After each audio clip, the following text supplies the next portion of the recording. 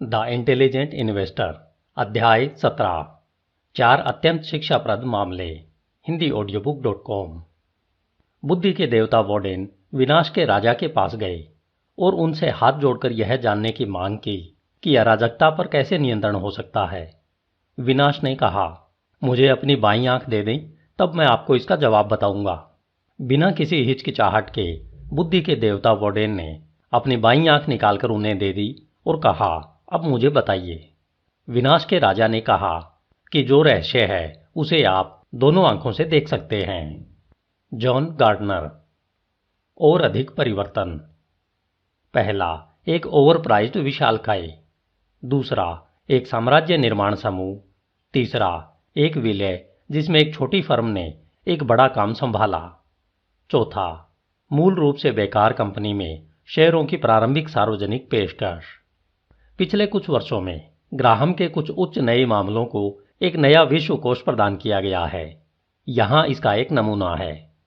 Lucent पारदर्शी नहीं है। साल 2000 के मध्य में ल्यूसेंट टेक्नोलॉजीज इंक के पास किसी अन्य अमेरिकी स्टॉक की तुलना में अधिक निवेशक थे, जिसका मार्केट कैपिटलाइजेशन $192.9 बिलियन के साथ यह अमेरिका में 12वीं सबसे मूल्यवान कंपनी थी। क्या यह विशाल मूल्यांकन उचित था? 30 जून 2000 को समाप्त वित्तीय तिमाही में ल्यूसेंट की वित्तीय रिपोर्ट की कुछ मूल बातों पर नजर डालते हैं। ल्यूसेंट की रिपोर्ट के एक निकट रीडिंग में एक अनुत्तरित टेलीफोन स्विच बोर्ड की तरह खतरे की घंटी बजती है, जो इस प्रकार है। ल्यूसेंट ने $4.8 बिलियन में एक ऑप्टिकल उपकरण आपूर्तिकर्ता क्रोमेटिक्स नेटवर्क्स को खरीदा था, जिसकी $4.2 बिलियन गुडविल या बुक मूल्य से ऊपर की लागत थी। क्रोमेटिक्स में 150 कर्मचारी थे, लेकिन इसका कोई ग्राहक नहीं था और साथ में इसका राजस्व भी शून्य था, इसलिए गुडविल शब्द अपर्याप्त लगता है। शायद होप चेस्ट शब्द अधिक सटीक है। यदि क्रोमेटिक के एम्ब्रॉयन प्रोडक्ट्स ने काम नहीं किया तो ल्यूसेंट को गुडविल को उल्टना होगा और भविष्य की कमाई के लिए इसे चार्ज करना होगा। दूसरी, एक फुटनोट ने खुलासा किया कि ल्यूसेंट ने अपने उत्पादों के खरीदारों को $1.5 बिलियन का उधार दिया था। अपने ग्राहकों को कहीं और उधार लिए पैसे की गारंटी में ल्यूसेंट भी $350 मिलियन के लिए हुक पर था। इन ग्राहक लोन की कुल संख्या एक वर्ष में दोगुनी हो गई थी। यह हमें बताता है कि ल्यूसेंट के उत्पादों को खरीदने के लिए खरीदार नकदी से बाहर चले गए थे। क्या होगा अगर वे अपने ऋण का भुगतान करने के लिए नकदी से बाहर भाग गए? अंत में ल्यूसेंट ने नए सॉफ्टवेयर को कैपिटल एसेट के रूप में विकसित करने की लागत का इलाज किया, बल्कि एक एसेट के बजाय यह एक रूटीन बिजनेस एक्सपेंस नहीं था जो कमाई से आना चाहिए। निष्कर्ष, अगस्त 2001 में ल्यूसेंट ने क्रोमेटिक्स डिवीजन को बंद कर दिया क्योंकि इसके उत्पादों ने केवल 2 ग्राहकों को ही आकर्षित किया। वित्तीय वर्ष 2001 में ल्यूसेंट को $16.2 बिलियन का नुकसान हुआ। वित्तीय वर्ष 2002 में इसने $11.9 अरब का और नुकसान किया। उन नुकसानों में खराब ऋण और ग्राहक वित्त पोषण के लिए प्रावधान में $3.5 बिलियन, गुडविल से संबंधित हानि में $4.1 बिलियन और कैपिटल सॉफ्टवेयर से संबंधित $362 मिलियन। ल्यूसेंट का स्टॉक 30 जून 2000 को $51.062 पर व 2002 में $1.26, जो 2-2.5 साल में बाजार मूल्य में लगभग $190 बिलियन के नुकसान पर बंद हुआ। अधिग्रहण के जादूगर। टाइको इंटरनेशनल लिमिटेड का वर्णन करने के लिए हम केवल विंस्टन चर्चिल को पैराफेयर कर सकते हैं और कह सकते हैं कि इतना सारा तो इतने कम लोगों ने कभी नहीं बेचा। 1997 से 2001 तक इस बरमूडा आधारित समूह ने टाइको स्टॉक के शेयरों में सबसे अधिक $37 बिलियन से अधिक का खर्च किया। इमेल्डा मार्कोस के अनुसार यह इसके लिए जूते खरीदने जितना ही आसान बन गया था। अकेले वित्तीय वर्ष 2000 में अपनी वार्षिक रिपोर्ट के अनुसार टाइको ने लगभग 200 कंपनियों का अधिग्रहण किया, जिसकी हर दूसरे दिन एक से अधिक की औसत थी। परिणाम, टाइको में तेजी से वृद्धि हुई, जिसका राजस्व 5 सालों में $7.6 बिलियन से $34 बिलियन हो गया और ऑपरेटिंग इनकम $476 मिलियन के नुकसान के साथ $6.2 बिलियन का लाभ हुआ। कोई आश्चर्य नहीं कि कंपनी का 2001 के अंत में कुल स्टॉक मार्केट वैल्यू $114 बिलियन था। लेकिन टाइको के वित्तीय विवरण कम से कम इसके विकास के रूप में थे। लगभग हर साल उन्होंने अधिग्रहण संबंधी शुल्कों में सैकड़ों मिलियन डॉलर दिखाए। ये खर्च 3 मुख्य श्रेणियों में चले गए। पहला, विलय या पुनर्गठन या अन्य नगण्य लागत। दूसरा, लंबे समय तक संपत्ति की हानि के लिए शुल्क। और तीसरा, खरीद प्रक्रिया अनुसंधान और विकास में राइट ऑफ। संक्षिप्त में इन्होंने पहले तो मूर्खों की तरह प्रभार का उल्लेख किया, दूसरा चिल्ला के रूप में और तीसरा वॉपिपरेड के रूप में। आइए जानते हैं कि ये समय के साथ कैसे दिखे। जैसा कि आप देख सकते हैं, मारन शुल्क, जो कि गैर अनुमानित माना जाता है, 5 वर्षों में से 4 में दिखाया गया, जो कुल मिलाकर 2.5 बिलियन डॉलर था। चिल्ला ने कालानुक्रमिक रूप से वृद्धि करके 700 मिलियन डॉलर से अधिक की राशि प्राप्त की। वूपीपरेड से एक और आधा बिलियन डॉलर आया। अब बुद्धिमान निवेशक पूछेगा, यदि टाइको की वृद्धि दर अधिग्रहण की रणनीति इतनी साफ सुथरी थी, तो यह कैसे हुआ कि एक साल में औसतन 750 मिलियन डॉलर खर्च करने पड़े। पहला, अगर जैसा कि स्पष्ट है, टाइको चीजों को बनाने का व्यवसाय नहीं करता था, बल्कि अन्य कंपनियों को खरीदने का व्यवसाय करता था जो चीजें बनाती है, तो इसके मॉरन पर नॉन क्रीकिंग का आरोप क्यों लगाया गया? क्या वे व्यवसाय करने की टाइको की सामान्य लागतों का हिस्सा नहीं थे? दूसरा, और हर साल की कमाई को जोड़ते हुए पिछले अधिग्रहणों के लिए लेखांकन शुल्क के साथ कौन बता सकता है कि अगले साल क्या होगा? वास्तव में एक निवेशक यह भी नहीं बता सकता कि टाइको की पिछली कमाई क्या थी। 1999 में अमेरिकी प्रतिभूति और विनिमय आयोग द्वारा एक लेखा समीक्षा के बाद टाइको ने 1998 के खर्चों में 257 मिलियन डॉलर को मोरन शुल्कों से जोड़ दिया, जिसका अर्थ है कि उन गैर बकाया लागतों की वास्तव में उस वर्ष भी पुनरावृत्ति हुई थी। उसी समय कंपनी ने अपने मूल रूप से 1999 के कामों को फिर से शुरू कर दिया, जिससे मोरन 929 मिलियन डॉलर तक गिर गया, जबकि चिला 507 मिलियन डॉलर तक पहुंच गया था। टाइको स्पष्ट रूप से आकार में बढ़ रहा था, लेकिन क्या यह अधिक लाभदायक था? यह बात कोई बाहरी व्यक्ति सुरक्षित रूप से नहीं बता सकता था। निष्कर्ष, वित्तीय वर्ष 2002 में टाइको को 9.4 बिलियन डॉलर का नुकसान हुआ।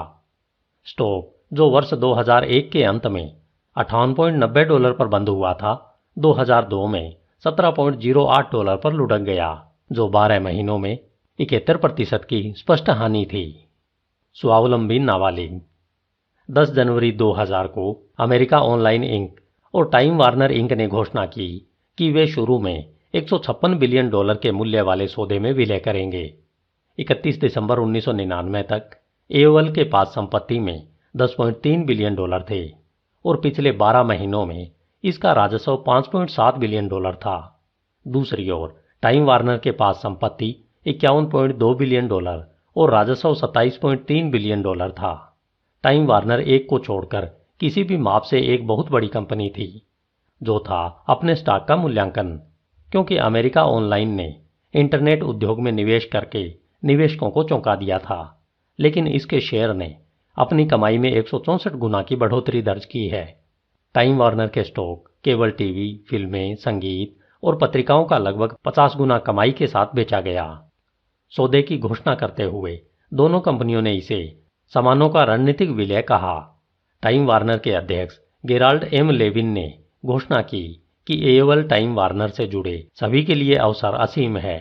सभी के लिए, उन्होंने कहा, जो इसके शेयर धारक हैं उनके लिए भी। उन्मादीपूर्ण तरीके से उनके स्टॉक को अंततः इंटरनेट डार्लिंग का कैच मिल सकता था। इसके लिए टाइम वार्नर के शेयर धारकों ने इस सौदे को भारी मंजूरी दी थी, लेकिन उन्होंने कुछ बातों की अनदेखी की है, जो ये है। पहली, यह बराबरी का विलय अमेरिका ऑनलाइन के शेयर धारकों को संयुक्त कंपनी का 55% देने के लिए डिजाइन किया गया था, भले ही टाइम वार्नर 5 साल बड़ा था। दूसरा, 3 साल में दूसरी बार अमेरिकी प्रतिभूति और विनिमय आयोग जांच कर रहा था कि क्या अमेरिका ऑनलाइन विपणन लागतों के लिए अनुचित रूप से जिम्मेदार है। तीसरा, अमेरिका ऑनलाइन की कुल संपत्ति का लगभग आधा, यानी 4.9 बिलियन डॉलर का उपलब्ध सेल फॉर इक्विटी प्रतिभूतियों से बना था। यदि सार्वजनिक रूप से कारोबार करने वाले टेक्नोलॉजी शेयरों की कीमतें गिर गई, तो इससे कंपनी के परिसंपत्ति आधार का बहुत अधिक नुकसान हो सकता है। निष्कर्ष, 11 जनवरी 2001 को दोनों कंपनियों ने अपने विलय को अंतिम रूप दिया। एओएल टाइम वार्नर इंक ने 2001 में $4.9 बिलियन खो दिए और एक निगम द्वारा दर्ज किए गए अब तक के सबसे घिनौने नुकसान में शामिल 2002 में एक और $98.7 बिलियन का नुकसान हुआ। अधिकांश नुकसान अमेरिका ऑनलाइन के मूल्य को लिखने से हुआ।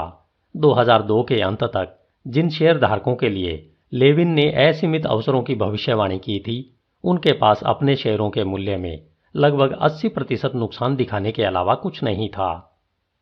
क्या आप किंडनगार्टन में निवेश कर सकते हैं? 20 मई 1999 को ई टॉयज इंक ने अपने स्टॉक का 8% हिस्सा जनता को बेच दिया।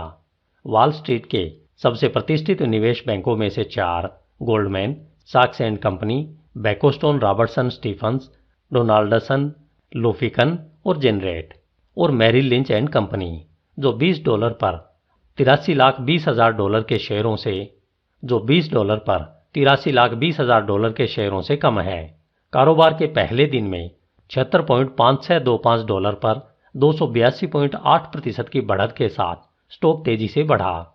उस कीमत पर ई टॉयज का बाजार मूल्य $7.8 बिलियन था। उस कीमत के लिए खरीदारों को किस तरह का व्यवसाय मिला? पिछले वर्ष में ई टॉयज की बिक्री में 4261% की वृद्धि हुई और इसने अकेले पिछली तिमाही में 75,000 ग्राहक नए जोड़े। लेकिन अपने 20 महीनों के कारोबार में ई टॉयज ने कुल $30.6 मिलियन की बिक्री की थी, जिस पर उसने $30.8 मिलियन का शुद्ध घाटा दिखाया था, जिसका अर्थ था हर डॉलर के खिलौने को बेचने के लिए $2 खर्च कर रहा था। आईपीओ प्रोस्पेक्टस ने भी यह खुलासा किया कि ई टॉयज एक और online operation baby center Inc जो प्राप्त करने के लिए ऑफर की कुछ आय का उपयोग करेगा, जिसने पिछले वर्ष की तुलना में $4.8 मिलियन में $4.5 मिलियन का नुकसान उठाया था। और ई टॉयज अपने प्रबंधन के लिए भविष्य में जारी करने के लिए सामान्य स्टॉक में 40.6 मिलियन शेयर आरक्षित करेंगे। इसलिए अगर ई टॉयज ने अभी पैसा कमाया है तो उसकी शुद्ध आय को 102 मिलियन शेयरों के बीच नहीं बल्कि 143 मिलियन के बीच विभाजित करना होगा, जो भविष्य की कमाई को प्रति 1/3 से कम करके करना होगा। टॉयज आर के साथ ई टॉयज की तुलना चौंकाने वाला है। पूर्ववर्ती 3 महीनों में टॉयज आय ने शुद्ध आय में $27 मिलियन कमाए थे और एक पूरे वर्ष में ई टॉयज की तुलना में 70 गुना अधिक माल बेचा था। और फिर भी शेयर बाजार टॉयज आर की तुलना में लगभग $2 बिलियन अधिक है। निष्कर्ष: 7 मार्च 2001 को सार्वजनिक कंपनी के रूप में अपने संक्षिप्त जीवन में $398 मिलियन से अधिक का शुद्ध घाटा उठाने के बाद दिवालियापन सुरक्षा के लिए ई टॉयज ने मामला दर्ज किया। स्टॉक, जो अक्टूबर 1999 में $86 प्रति शेयर के स्तर पर था, आखिरी बार 1 पैसे के लिए कारोबार किया गया था। धन्यवाद। HindiAudiobook.com। आपका दिन शुभ हो।